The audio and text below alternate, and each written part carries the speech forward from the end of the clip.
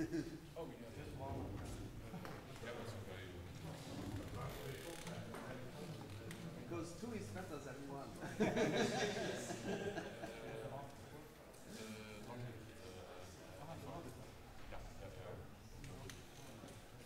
Aus Engelken davon. HBL. Yes, that's HBL, yeah, but why two lines? So since we are in Germany, where I would expect everyone to be on five, what could people do about this?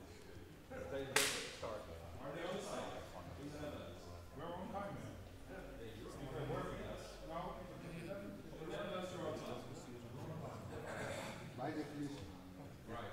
Emma, can we try to get the microphone? Because, yeah, I'm gonna put it.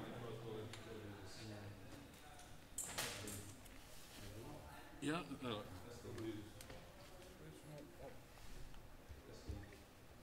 You have the power. You have to hold it really close. It actually goes into that, because when I turn it off, it goes to the red light and then it goes immediately off. Yeah, that's normal. That's normal. Not only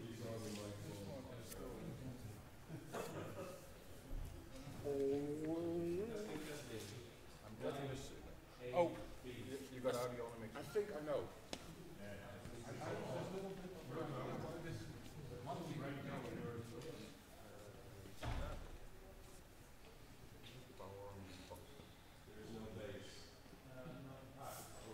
It's all about The phone.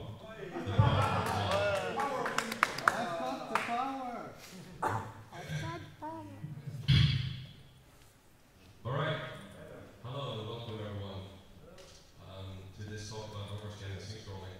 I was asked half a year ago to come and do a talk on the latest discoveries.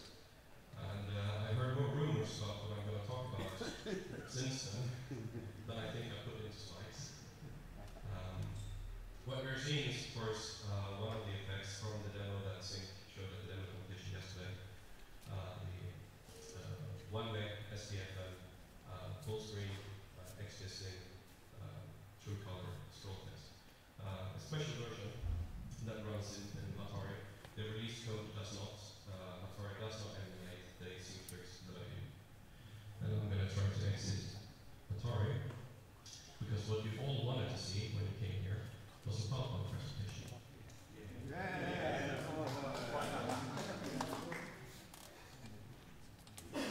Nice white screen. So let's try to get that PowerPoint presentation. yeah. Ooh, nice place. And my computer is trying its best to show that presentation. I think I screwed all that up by wanting to get Atari there as well. Alright. Enjoy this screen until I get this back.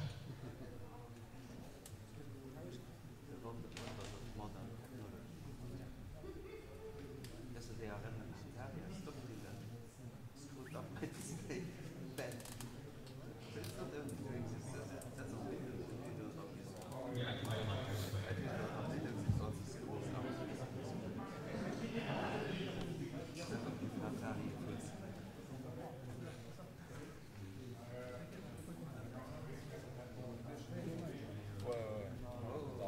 Oh, okay.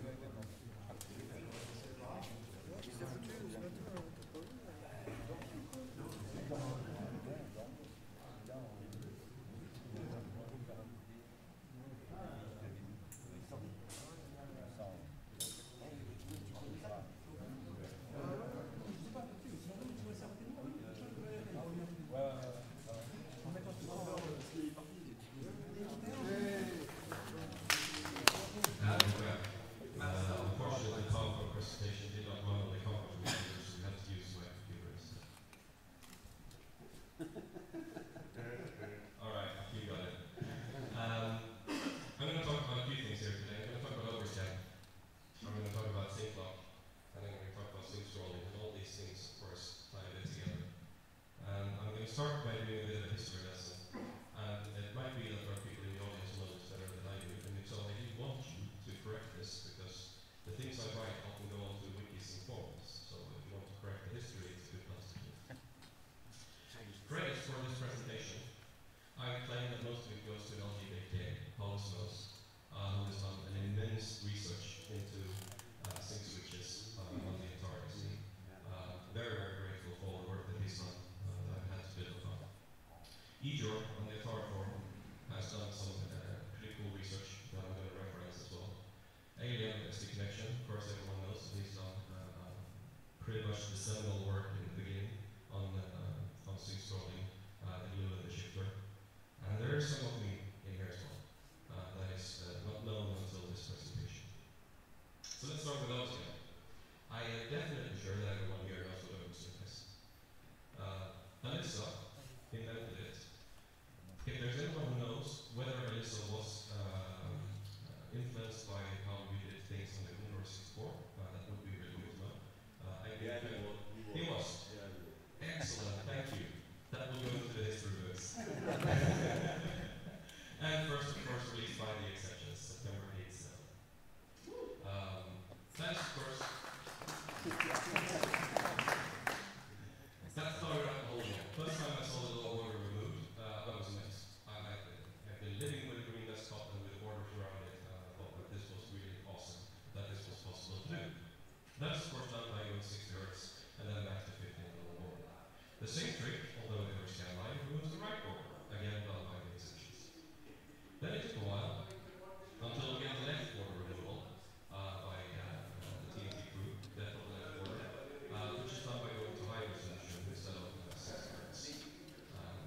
For a long time I thought that my computer actually started outputting dangerous frequencies to my TVs whenever you went to high resolution, but so I thought it was best to do that in very short intervals. That left border wasn't stable. For many, many months I thought that the depth of the left border was supposed to be only every 16 pixels. The rest were supposed to be black, because that's what it looks like in my computer. Upper border, using 60 Hz, first done by STNICCC International in July 88. So in the VDL you go to 60 Hz, and then as soon as you get the first scan line, you go to 50 Hz, and that gives you an upper border that on monitors that can handle 60 Hz looks pretty fine. On TV sets that don't handle 60 Hz, everything gets wavy or offset by 4 pixels out into the left or other strange effects. A lot of people who released upper border demos did not know this. First full screen was done by Omega in the Omega demo in December 88.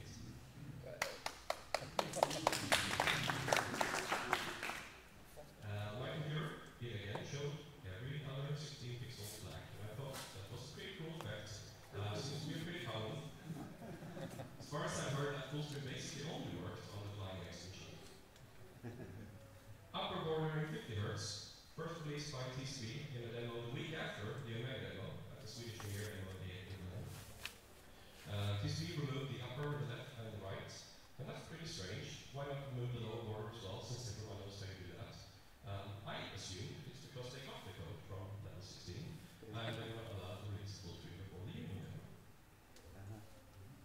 No one seems to be protesting. I've checked the code, it's exactly the same. It's bad. The guys are on the tour. The level 16 guys, so you might want to check back on that particular one. But I think that memory says well that might be used. Alright, I'll check with them when they come back. If I was level 16, I would have been pretty mad at TSP releasing a full screen a few weeks before the Union demo, since they used the same code. Anyway, it used another border in 50 Hz. It had lots of bugs, that 3-border screen, and I'll get back to that. And the first full screen stable by level 16 in the Union demo. And what's amazing with that full screen code is that it's without modification used today. So at that point in time, the state of the art of full screen, of border removal, had already been researched and done. Now I've commented upon this being stable and other full screen lines being unstable. Now what do I mean by stable and unstable? Here's a diagram stolen from Alien about the different chips that are involved in doing these tricks on the ST. We have the glue, which is the glue in the machine. It deals with sync timing.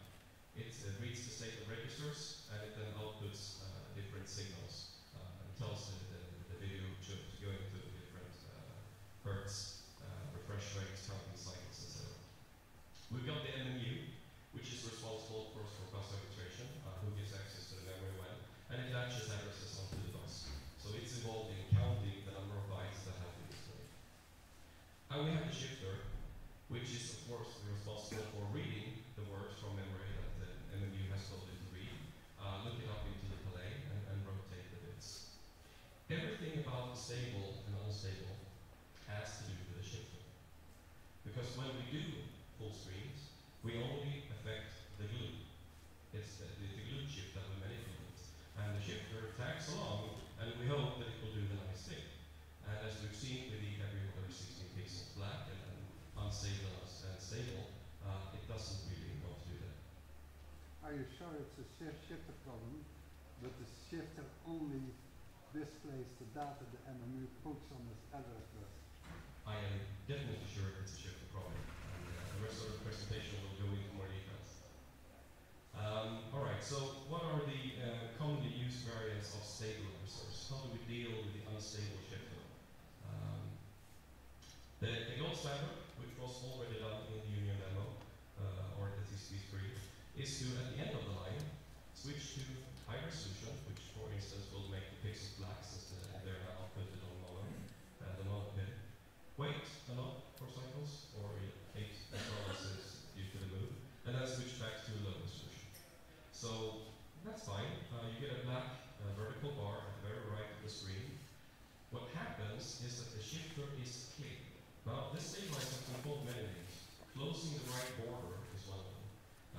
What it does is to make sure that the shifter is in a known state before the next line begins. There is another variant though, as far as I know, invented by Mastic of the Matrix. Don't know why, but thanks for providing that variant. I like colors instead of black. Colors instead of black. I think that's a wonderful reason for doing it. Going to medium resolution, 4 cycles earlier, and staying there, and of course the shifter actually works differently in medium compared to high, so doing this 4 cycles earlier is the correct thing to do. Oh, and I didn't want to use registers, so I moved immediate to address. So yeah, that's the reason. Oh, it works. Oh, fine. I love this. So the reason you're doing 4 cycles earlier, which is the correct thing to do, is because you did most of the ways read registers, which meant the move instructions for 12 cycles instead of 8. It's a very good invention. It's used today, and it actually will influence. So the difference between these stabilizers will actually influence some other things that we'll get to at the end of the presentation. The first one, by accident, cancels H flag. Now that's a TV signal, which basically tells the TV or monitor, I'm not sending any data now, so that you can be really sure that when you see a pulse text, it's going to be the end of the line or the beginning of the new line if you want, pulse, the sync pulse. The first stabilizer cancels that, and any pixels that you have at the far right of the scan line will be displayed up until the sync pulse. It's fully possible that the screen will actually not work and not show you full screen if you have color data there. And the other version, of course, if you have pixels where the shifter goes into medium res, it will show that those pixels in medium resolution. So this was a switch done at the end of a full screen line. And if you've ever done full screens, you know all about switches. Forget all about the switches. For the rest of this talk, I want you to forget all you know about switches. They're completely uninteresting to talk about when we do full screens. I have analyzed how the glue works in STNICCC and written down a state machine, because there is no chip in the Atari that sits in us if then does. A register is checked and an action is taken depending on that register. So this is what the glue state machine looks like on the ST. To the left you have cycles as seen by the CPU when the CPU does a move instruction. I'm only interested in being able to manipulate registers, so I count for moves. So you can see at cycle 4, if the resolution register is high, it will start displaying the screen. Another interesting point is at cycle 164, if resolution is high, it will stop showing the screen, etc., etc. There might be some interesting things still left to analyze, but this one it's actually pretty complete. So, you might have heard about wake states, or you might not. Wake states were first talked about in 2006 in a thread on Atari forum where Paulusmos and Idra were discussing. And they were talking about how code sometimes was different when the machine was cold and when it was warm, when it was booted up. And it was persistent, so it was when the machine was powered on, it would stay the same if you reset. And this, they then documented, changed things in how you could do manipulation of different registers. In 2012, Paolo made a comeback after being absent, and now decided that there were not just two wake states, there were four.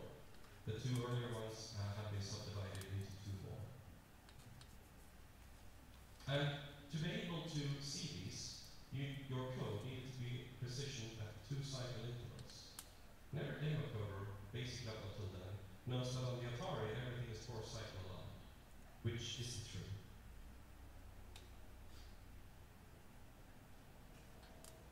Oh yeah, actually I want to mention that. Even Syncs code in 89, 90 worked under the assumption that Atari had done multiple revisions of the hardware. We talked about, oh, your machine is different from mine. If I want to open the lower order, I need to do it 40 cycles earlier, etc., etc., etc. There are differences in the Atari machines. The biggest one for these effects is that the machine can be 8.007 MHz CPU, 8.01 MHz CPU, 8.02 MHz CPU, that's the common one, or 8.05 MHz CPU for NTSC. The CPU clock, if that is different between machines, the MFP is. So if your code relies on setting timer and doing something when the timer when the timer throws, you will end up at different places. So that's why opening the lower order, for example, maybe the top order, works different than different hardware. But when it comes to opening full screen scanners, there are no differences between Atari chipsets. They all work the same, besides ST and STE. And why is this? So on the ST, clock cycles get propagated between chips. So the shifter gets 32 MHz, and then the MMU gets 16 MHz, and the glue gets 8 MHz, and the CPU gets 8 MHz. But the glue and CPU aren't synchronized. So randomly, when you boot up your machine, they can be offset from one another by 0 to 3 cycles. So whenever the glue reads at a certain point in time, at which it believes to be the point in time, might be offset 0 to 3 cycles from the CPU's point of view. And those are the 4 wake states. So if I want to manipulate registers at cycle 56, in wake state 1, the glue basically understands my code from the CPU's point of view if I've done the modifications at cycle 56, both for frequency and resolution. What's called wake state 3, the resolution register is actually read, I need to manipulate it 2 cycles later, or I can. Wake state 4, both frequency and resolution registers are 58, and wake state 2, which actually seems to be the most uncommon one. I need to modify the registers at 58 and 60. Now these sound like small differences, especially since our code usually runs at 4 cycle intervals. But look at this. The resolution register, when it's read by glue, as seen from the CPU, between wake state 1, very common, and wake state 2, quite uncommon, actually differs by 4 cycles. So we would kind of expect there to be some demos at some point in time having been written that actually do not work as they should in one of these wake states. One of them is the famous D-Speed snow effect in the Swedish year demo. I actually remember, when I did this research, I remember that I had seen that screen at different times when I booted my computer. The disk in PCB log in the middle was either centered or off to the left. So I thought that was part of the demo. Don't know why, don't know how to do the random thing, but sure. At some point in time, it's a bit off to the left. I analyzed the demo now, disassembled it, and it actually is that in wait state 2, they will fail to open the left border, which is the common thing that happens, and thus the log will be centered a bit to the left. Is it possible to detect the state? Yes, it's possible to detect states. Maybe I should publish that source code. I will publish that source code to detect the state. Publish knows has written a program so that you can boot your computer and see which wait state it's in. But if you do a carefully selected scan line where you try to open different borders and stop borders, etc., and you count at the end of the scan lines how many bytes long was this scan line, you can actually know which wait state you're in by just doing that in one scan. Of course, having a log that's sometimes centered and sometimes off a bit to the left would be an interesting thing to ponder about for SINCCC. I don't know if that influenced TCP's invention of SINCCC. And there's a ULM full screen that does not work in wait state 2. I forgot the name of it. Please help me out. Oh, I don't know which one it is because I have problems to get into wait state. As I said, wait state 2 is difficult to get to. Gansky hasn't problems getting into himself. But it's one of your full screens does not work in wait state 2 either. And it's a combination of how we do two-cycle granularity and the wait state. So how do we get to two-cycle granularity? How can we do that in the Atari?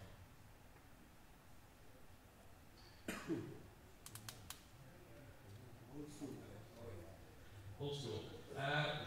There's an instruction called exchange registers. It takes 6 cycles. So we would expect that to always take 8 cycles on the Atari. But instructions actually can be interleaved depending on when the user was. So if you do an X instruction followed by move, the move will actually be offset 2 cycles from what you would expect from a move. So you are able to do moves with 2-cycle granularity. And since you're able to do that, you can actually work with the glue in all the different wait states. And this sounds really complicated, but to the effects that we're soon going to talk about, you actually need to be able to do this. You need to be able to detect which wait state are you in, and then manipulate the glue depending on that.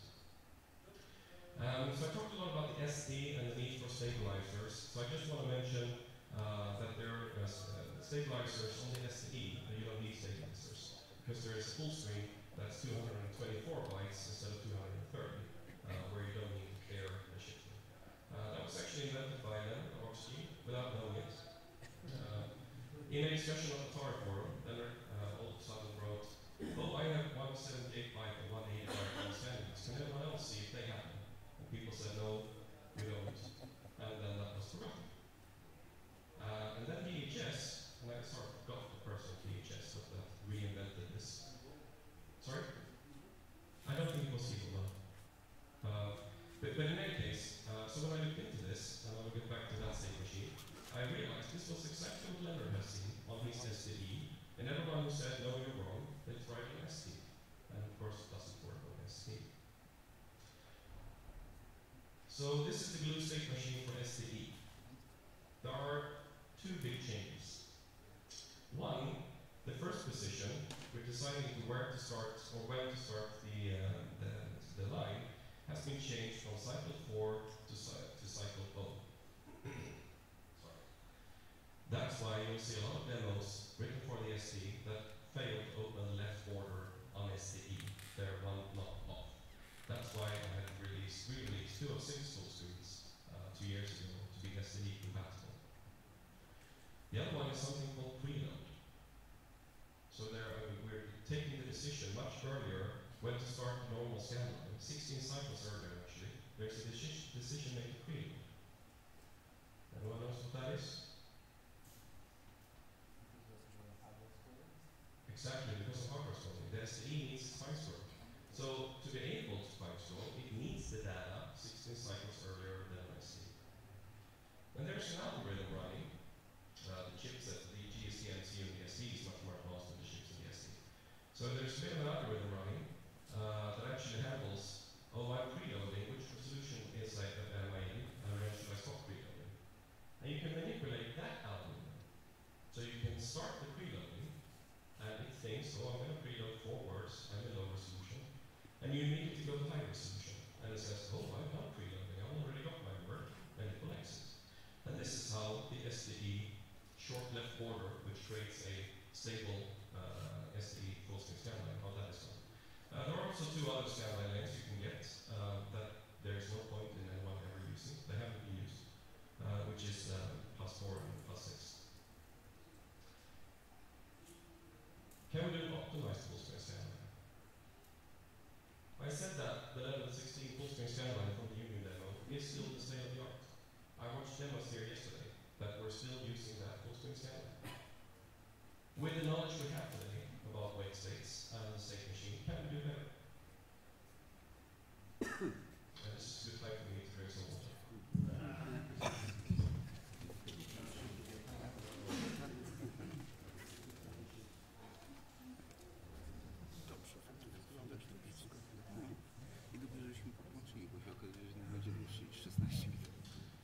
And we're back. There's obviously something we need to do at the start of the scanline. It's not a full screen scanline if we actually do not start the line. That check on SD is cycle 4. We need to go to high resolution to start the scanline. Let's just do that, nothing else. Let's just go to high resolution. However, we can't stay in high resolution forever.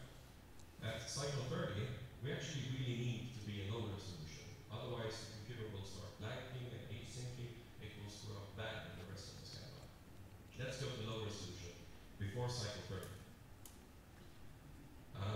We need to be 50 Hertz at cycle 54. Else it will be an NTSC scanline of 5 minute cycles. Let's make sure we're at 50 Hertz at cycle 54. And let's stay 50 Hertz until when? When? Well, we want a full screen scanline, so we actually need to go to 60 Hertz when the check is made for whether the scanline should end in pop. This is all we have to do. An optimized full screen scanline, only talking about the glue, does 4 things. It goes to high resolution at cycle 0. It goes to 50 Hertz at a suitable place at cycle 8. It goes to low resolution at cycle 16. And it goes to 60 Hertz at line 378. These are not switches. The glue does not care about switches. It only cares what the register is at a certain point in time when it reads the states. This full screen scanline, these 4 instructions, actually does work sometimes. But I would not suggest you use it in a demo. It might work on your machine and no one else's. And it might work sometimes and not the rest of the time. But can we solve that? This is a glue full screen scanline, by the way. It always works if you only care about the glue. But as I said, the shifter is involved as well. So this is a very unstable scanline. The reason we have a stabilizer is to clear the shifter and make it playable. So, can we do a stabilizer on this full screen scanline? Sure, we can add a regular stabilizer. But I don't like that. It's visible, it cuts off graphics at the far right.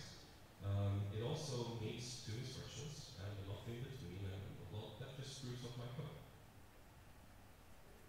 So let's do the stabilizer someplace else.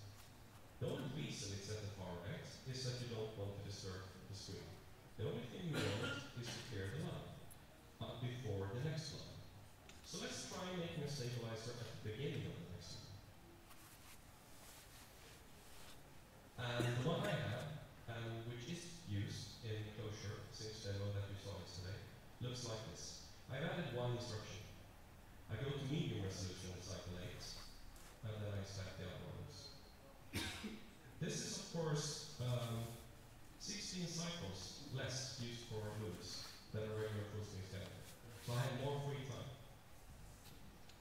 I also only need to do stuff at 2 points. 1 big block for instructions in the beginning of the line, and 1 single move 8 cycles at the right border. That means I can do movements more efficiently, since I don't need to break them up for the stabilizer.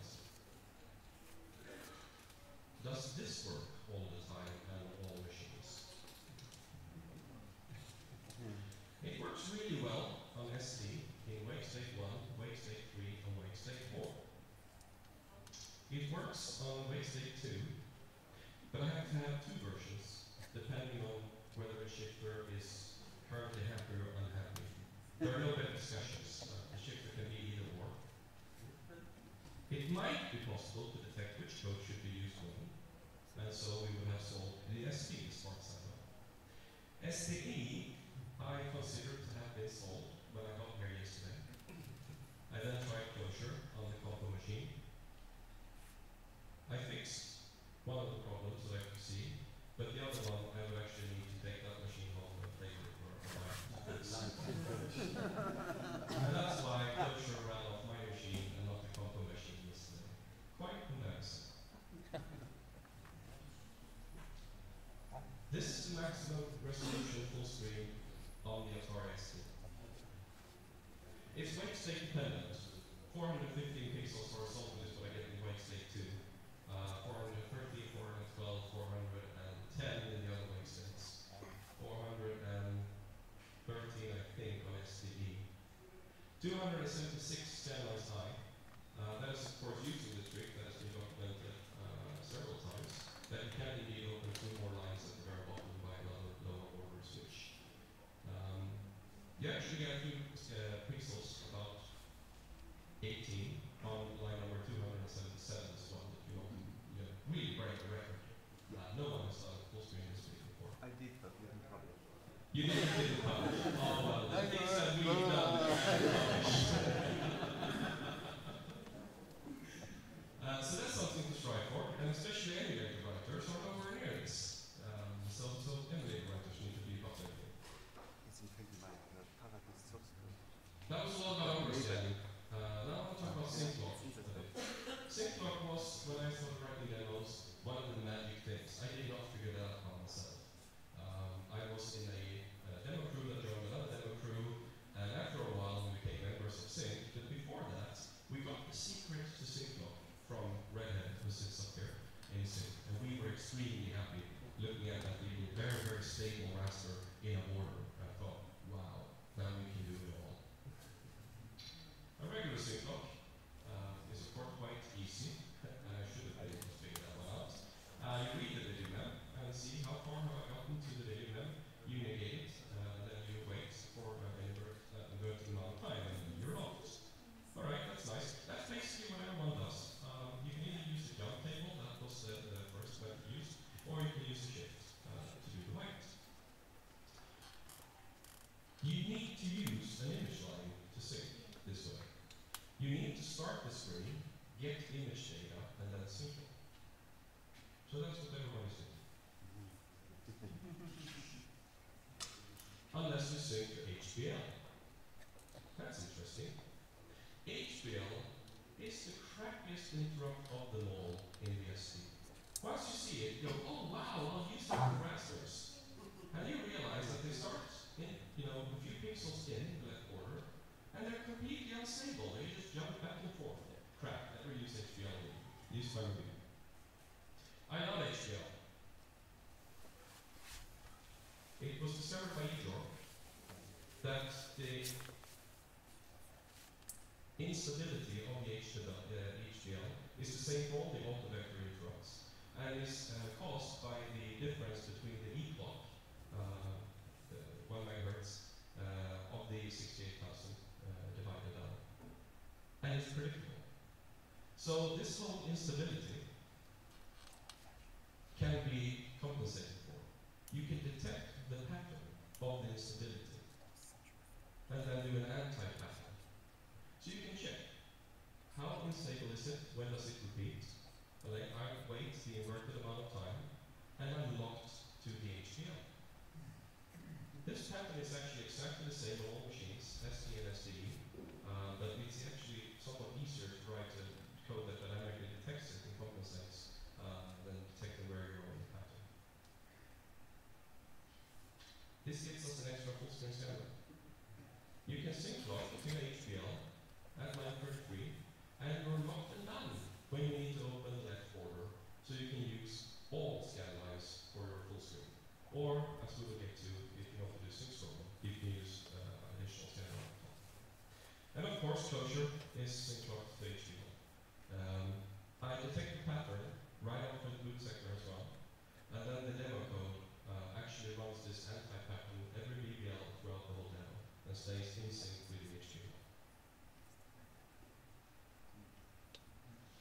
Sync scrolling.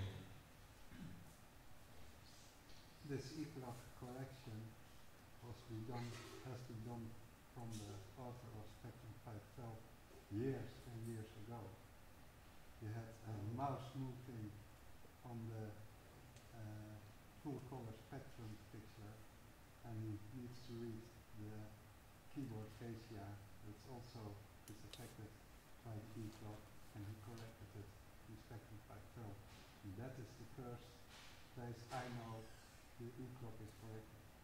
So I don't know if you ever heard someone repeat it. In Spectrum 512, to get the data to read the mouse pointer, the author needed to correct for the eClock, which is the same instability for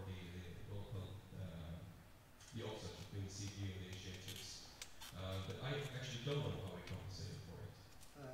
The software, he knows the pattern, and he uses different routines to read the mouse pointer for different states of the eClock. Alright, so he knows about the pattern and uses different routines to read from the HDA chips to compensate for it.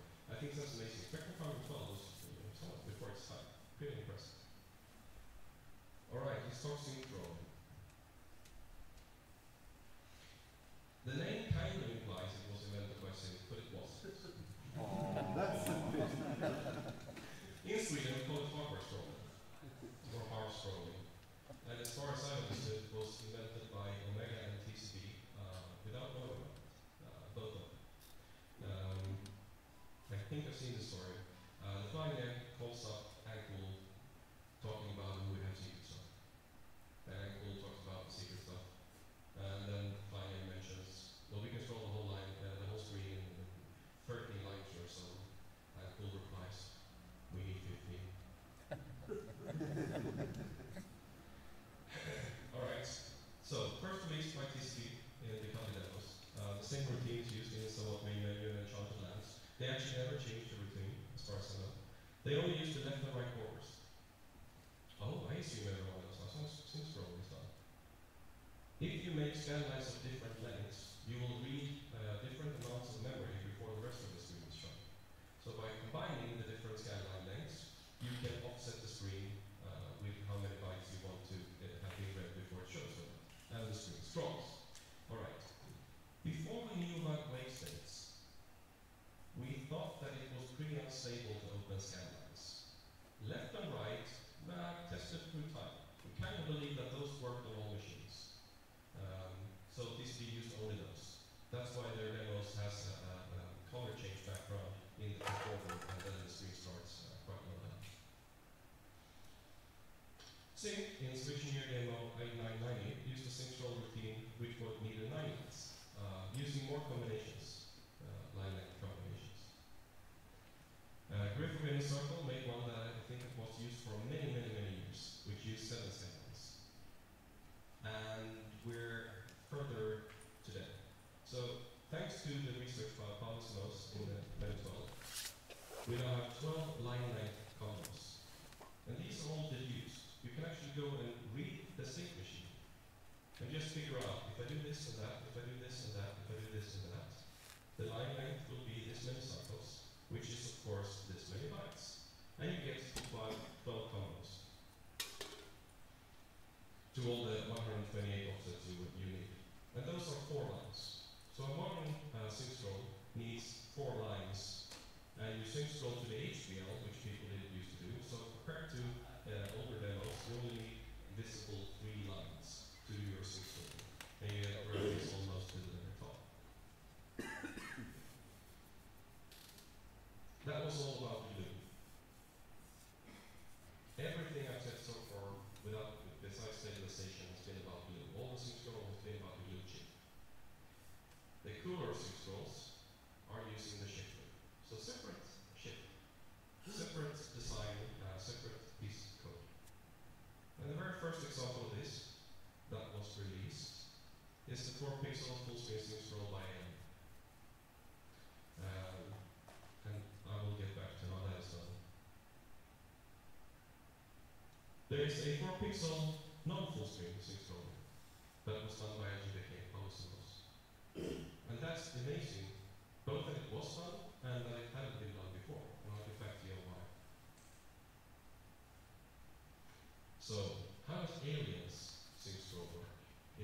your machine level. This is a simplified shifter schematic, again by Alien. The important part here is that the shifter has two sets of registers. One set calls IR, and those are registers that when the MMU says, I've got video memory data for you, I've latched the address, read, the shifter reads 4 words in the resolution into those registers.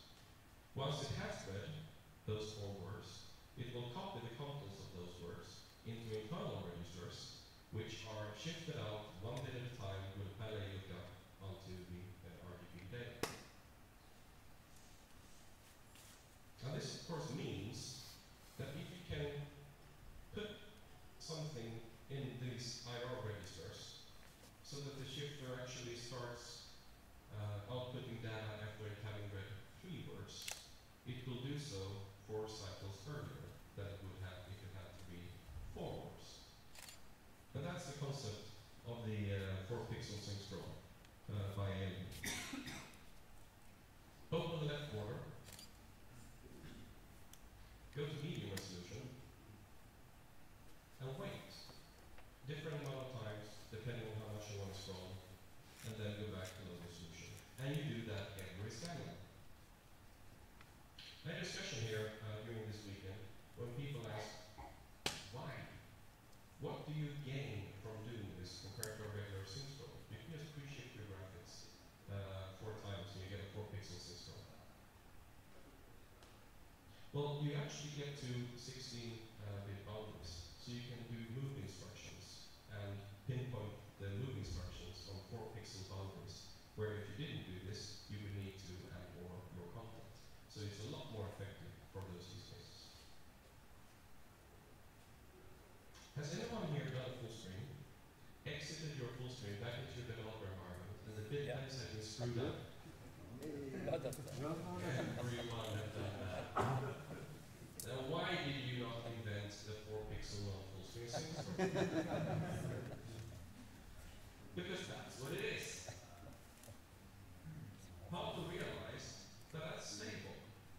The bit plays are screwed up, and it's stable. Game is running. Interesting. Can we enforce that? Can we cause it to happen predictably? And that is what he invented in 2012. And there's a concept demo of a bee scrolling 1 pixel at a time, working on a 512K memory, which would be impossible otherwise due to the amount of memory you need to appreciate. You start off at the top of the screen by unstabilizing the shifter. You go to high or medium resolution for X amount of time, then you go back and the shifter says, oh crap, I've got leftover words in my registers. And it keeps doing it. So it has 1 word at the end of the line. When the next time starts, it reads 3 words. Start the screen, that is 4 pixels earlier. Get to the end of the line, there's a 1 word left, and it's going to start the next line. After 3 words have been read, that's 4 pixels earlier, and you have a 4-pixel sync scroll. Now, I told you that the glue state machine is really stable. The shifter is not.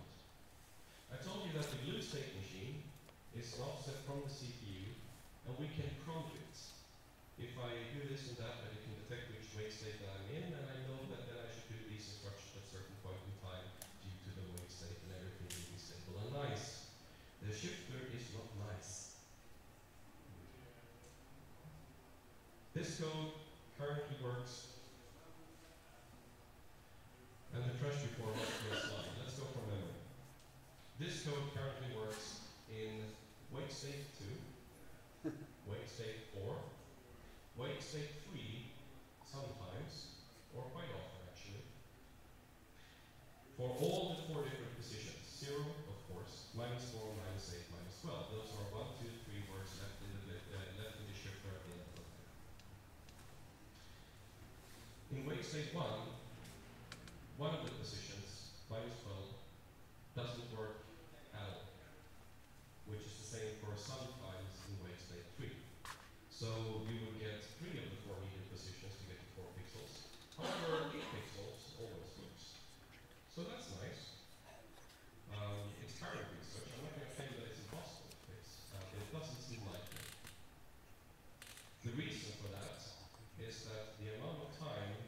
the shifter is idling at the end of the line is different between the different wake states. And it seems in wake state 1, which is the wake state I believe Atari wanted the whole shift to be in, maybe they thought the glue and CPU were synchronized, and is the wake state the STE is in. It doesn't have wake states, but it acts like the wake state 1. The shifter actually clears the works at the end of the line, so you can't get this unstable condition to propagate. But then there's another issue. Depending on the position of the sun, if you've been drinking, maybe how long your machine has been warm or cold or so, every other 16 pixels get black. Have you heard about that before? That's what happened in the beginning when we didn't have stabilizer for our full screen scanlines. And indeed, the condition is the same. So Paula has solved it by having, as I have in Clojure, 2 different code paths. And the user has to select which one actually gives a working score. So there aren't only 4 wake states. Now, if you've been a demo coder like this, you already thought it was pretty problematic that I talked about the 4 different wake states that could screw up your code, and that you need to handle if you wanted to do more instance scrolling, 12 conditional lines, etc. But it's not enough. We have the banded screens, every other 16 pixels black. We have what's called spectrum 512 pixels. You might remember that. So in spectrum 512, sometimes you got a black dot. And only power off can fix it. There's actually another condition, which is pretty much caused by the same thing, but different, where the color of the pixel that's displayed will be due to bus congestion, but 2 chips trying to access the bus at the same time. And so you get a value that is not in the play registers, but is depending on which block has been traveling on the bus. I've talked about the glue and the shifter, but the MMU at 16 MHz can likely be offset from the glue and CPU as well, and maybe from both of them, and that's problematic. And some of these states are migratory. They shift when the machine is already up and running. So I'm going to show a brief video, and you might see some small 16 pixel, oh yeah, you can, problems. And this is happening live. That screen was working, I left the machine on, and this started appearing. And it will continue to appear more and more. After a while, it might look like this. And that's not funny. I caused that to happen. It actually should not happen. Maybe it will. So what do we know about the every 16 pixels? What causes it? I mean, that's pretty interesting. How come every 16 pixels become black? It's only true for low resolution, by the way. In mono resolution, it's every 5th word, which gives some insight into what it is that's happening. So, I have some theories about it, which is quite tentative. Sort of based on the fact that this is what it looks like in mono. This is, by the way, a right border removal in mono. As I said, this was not the final presentation due to the crash.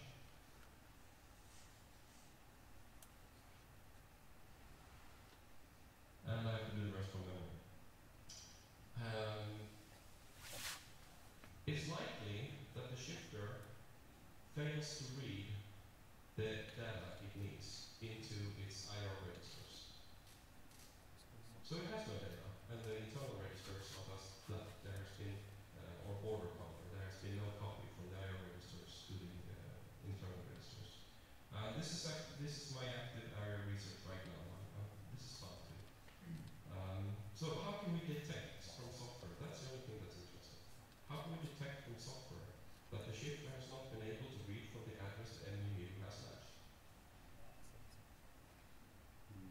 If you go to the source code of emulators, you will see comments that says, reading from these memory range of these registers will return random data. How do you get random data? That's difficult. Where do you find random data in Atari?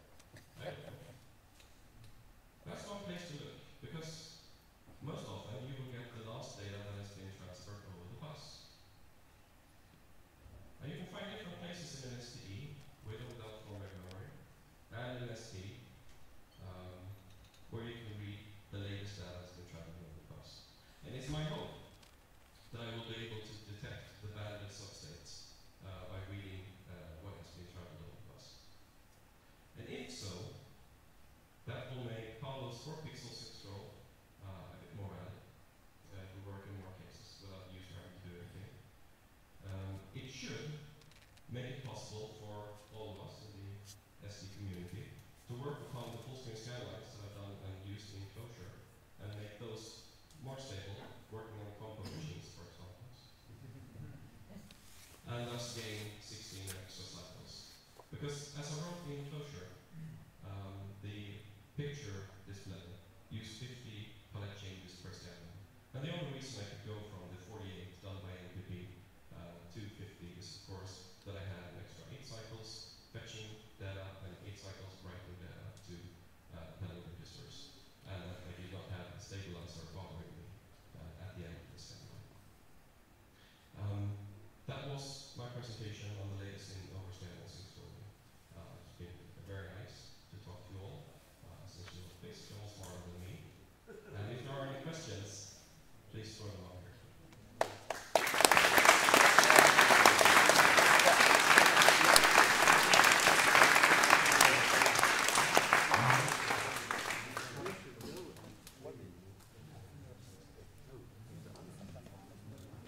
No questions, everything's clear. Yes, I'm wondering.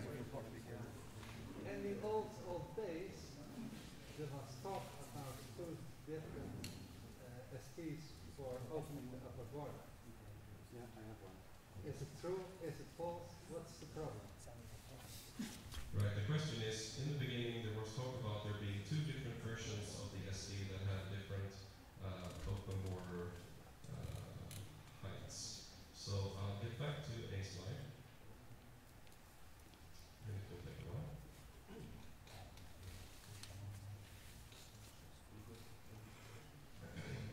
Yes, it's true. When Atari first made the SD, Atari is an American company, even though they never sold any computers in the US. And they thought, we're going to start the screen at NTSC at this position, and in PAL, more lines were started a bit further down, and they released machines, and it was basically on some TV sets you could not see the top of the screen.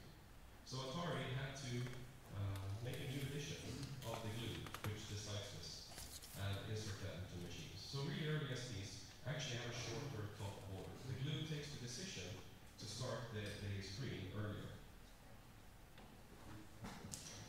But if you use the type of full screen scanline that I propose, you do not care about that. I am at 60 Hertz at the end of all scannings. Yeah, really. So the only thing I need to do is to avoid stopping the screen at the NTSC screen stop position and NTSC blank position, which are at lines 200 and 224. And 270, sorry, 270. Thanks. If you don't want the extra 2 scanlines. So it is an issue, and you need to handle it if you want your code to work on all machines. Those will be short top order if you do the regular switching at the end of scanlines. But kind of the point of this presentation, don't do that. It wastes cycles and you don't need to. Any other questions? Yes, the 508 cycle scan line for correcting the E-clock. How do you think about that? Alright, so there's another way of synchronizing your code to the E-clock and get stable HDL, etc. And that is by realizing that if the VBL had been a tiny bit shorter, 16 cycles shorter, they would be missing. And how do you make your VBL 16 cycles shorter? Well, you use 4 scan lines of 60 Hertz. That works. But it's outside the spec. Yes. There are lots of cool sync tricks that have been made in demos over the years that do not actually follow the rules of the state machine. You can do a 0-byte scanline by cancelling H-sync for the next line. If you're lucky, your monitor and TV will handle it. If you're not, it will look weird. And there are many demos released with such strange effects because it worked on the computer and the TV set of the one who made it. I expect there are monitors and TVs that will not like being 60 Hertz for 4 scanlines during a VBL and the rest of 512. But exists an international demo. It's like for 30 lines in 60 Hertz. Who cares for 4 lines? So it works. XXX International did it for the whole top order. I agree. On my TV, it was almost half the screen in the top order was But if you do the lines at the end of the video, it doesn't matter anymore because after the video sync, everything will be alright. Sure. That's absolutely one way to do it. And then your reading of the keyboard Asia will be stable too everywhere. Yeah. That's a big advantage. Yeah. Especially if you want to use the mouse. I don't want to use the mouse. I can use my Atari mouse. It's horrible. But it's lovely. Right. Other questions? Yeah,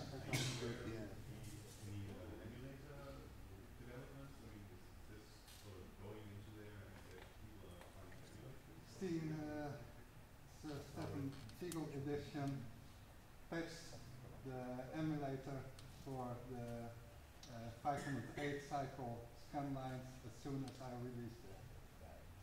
So, since I analyzed the state machine and realized that emulators need to be 2 cycle exact to actually work in all different way states, and we should have simulator. I have been talking to the emulator writers about it. They think it will be a lot of work.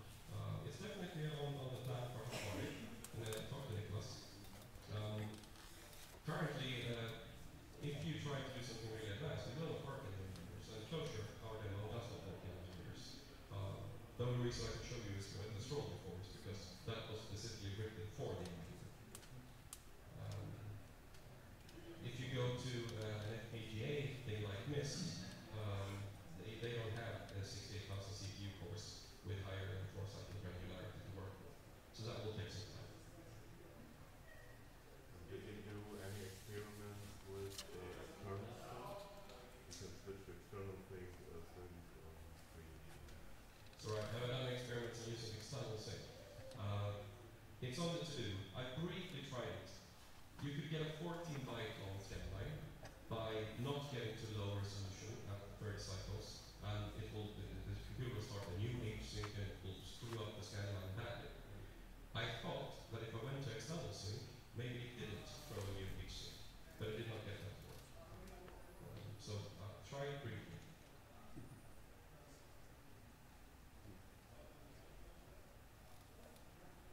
I don't have any question because I'm a graphic artist and this goes way over my head. But I want to thank you for that extremely structured and analytical presentation. And it made me smile because it was. I think you remember the night when 67819 from Beck used the right order. It was literally after half bottle of Data. And we were like falling asleep the next day. We woke up in the right order was still done and was sort of wondering how we did that. So I feel like having given a presentation of the chemical and physical processes of rapid oxidization that happens when you burn stuff. And we were just rubbing sticks together back then. Look at what happens when you rub these sticks together real fast. Yeah? So I'm very impressed. Thank you. Well, thank you.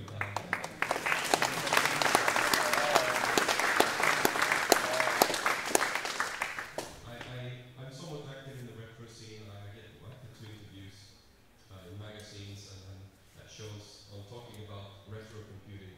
And when it comes to the Atari ST, I usually start off by saying that we didn't have training wheels on the bike like the Amiga had. We had to do everything ourselves. And then I bring up overscan and sync scrolling as the key developments on the Atari ST that made them a total difference. And we all know who started it all. So, thank you, exceptions.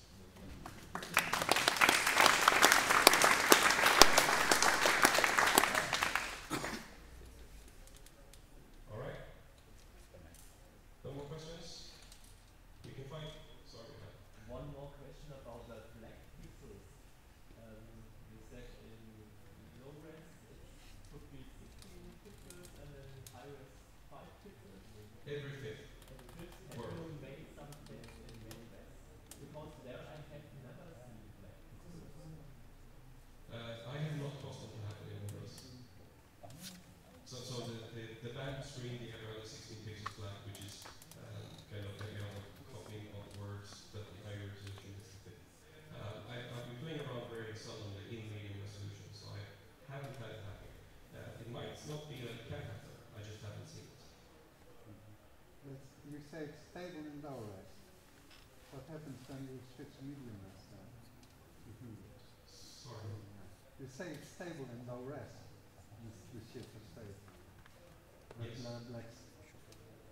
What happens when you shift into medium res? Alright, so if I get a bad screen, this is by the way why my full screen scan line isn't these 4 instructions, but I go to this.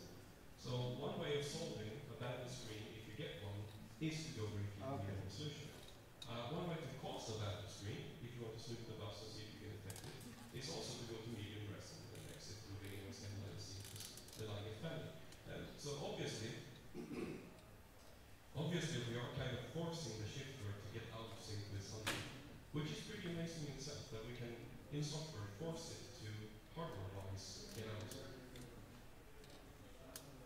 Yeah, I'm just curious, because that's kind of crazy that you found state machine for the blue. So that's not documented anywhere as a thing. So how did you reverse it to get a very precise state machine?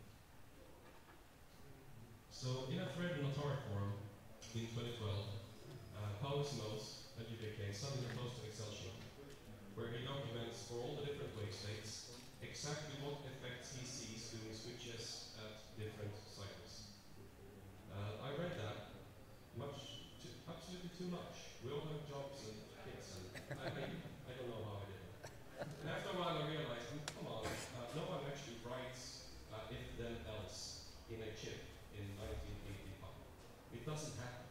So it must be something else. Now the thing that you can do is a simple state machine. Flip-flops, flips and flops. And this is it. This explains, not only explains everything, but after I had done the state machine, analyzed the SD and SD, I then did new stuff that hadn't been done before, and SD new libraries. Just by my state machine tells me this should work, I test it, and it works. So you need to test on a lot of different machines since you have the knowledge for all the machines. So do you have all the machines yourself? Where did you test all the different machines? So how many machines have I tested on, since obviously my demo didn't work on the combo machine yesterday? I have 5 Atari SDs, and a few years ago I had none. So I have 2 SDs, 2 SDFM, and 1 mega SD with a slow CPU clock of 8 megahertz. And I've additionally tested on other machines in sync members, so I think it would be fully functional in all machines. And this is why the original full screen scan line by Ilya in level 16 is so amazing. I don't know how many machines that one was tested on, but it still works today. It has worked since it was made, which is pretty amazing. How about Mega ST, Falcon, TT?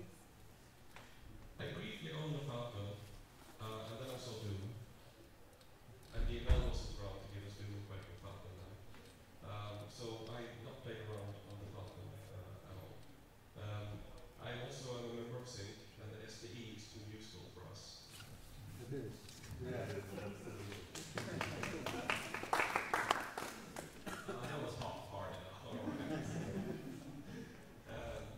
So sorry, I haven't analyzed those machines at all. I might get a If I remember correctly, Iger on Atari Forum just threw a bomb in and said, okay, I decapped the shifter, I have everything the shifter does. Has anyone contacted Iger, has bugged him about those plans or whatever? I mean, So- it could be essential to see what's going on there. So Iger indeed has said that he has decapped a lot of chips and analyzed it, and that's it. He doesn't need to release any information himself, and it means it's complete. I don't know. And with the people who are doing this kind of research, and it goes for Paul as well, so surely me, I need to get back to my family. And all of a sudden, we do the research in a few months, and then we wait a few years, and then we continue. So who knows, for the next SD week, maybe we'll have some new developments. Did anyone try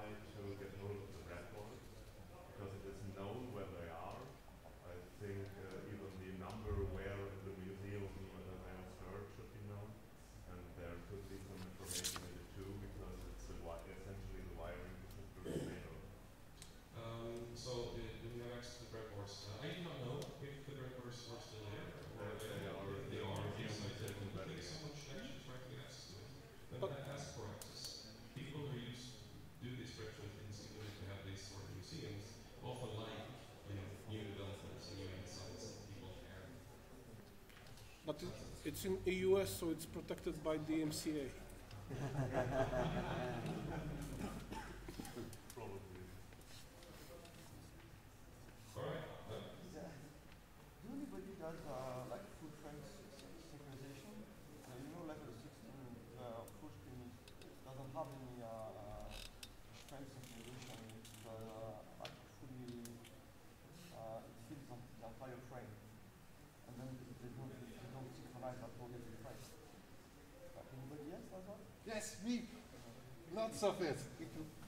Yes, you and myself have done that, running the whole stream without the synchronization. I even did it in BASIC. In basic. No, we got a Basic, BASIC. yeah. Should be. Don't mention this. Yes, I have. As far as I understand, this presentation is available. A presentation is recorded, so it will be available via YouTube. We'll post Tomorrow it. on YouTube. Yeah. Yeah, tomorrow. I have one question that is about out of scope, but maybe anyone knows why Atari chose the bitplane pixels for ST? Because from the coder's point of view, it's the most crappy way to organize screen. I know the answer to that. Is this chip? No, it's because they want to do text scrolling fast, and text scrolling is faster with bitplanes. It's not good for games, but it's good for text scrolling. Why did Atari do bitplanes? They foresaw the invention of chunky pixel with the movie B instruction, of course. Where now Atari is in doing 7 FPS demo effects.